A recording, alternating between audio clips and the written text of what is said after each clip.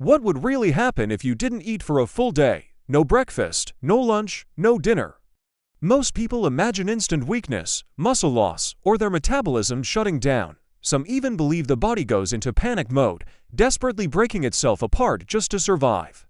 But here's the surprising truth: the human body was designed for short periods without food. In fact, going 24 hours without eating doesn't break your system. It activates one of its most ancient survival programs. This is not starvation, this is adaptation. And what happens inside your body during those 24 hours may be far more intelligent, efficient, and beneficial than you've been led to believe. Within the first few hours after your last meal, your body uses glucose from the food you just ate. Insulin rises, energy is plentiful, and digestion is the main focus. But around 8 to 12 hours later, those glucose reserves begin to run low. This is where the real shift begins. Instead of panicking, your body simply switches fuel sources. The liver starts releasing stored glycogen, keeping blood sugar stable. As insulin levels drop, fat-burning enzymes wake up. Fat cells begin releasing fatty acids, which are converted into ketones, and efficient, clean-burning fuel for the brain and muscles. By the 16 to 24-hour mark, something remarkable happens. Your body enters a state of metabolic flexibility. Growth hormone increases, helping protect muscle tissue. Inflammation markers begin to decline.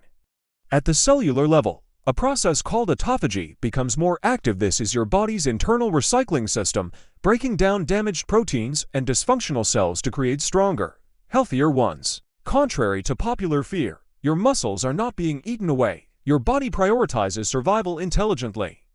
It preserves muscle, stabilizes energy, sharpens mental focus, and redirects resources toward repair and efficiency.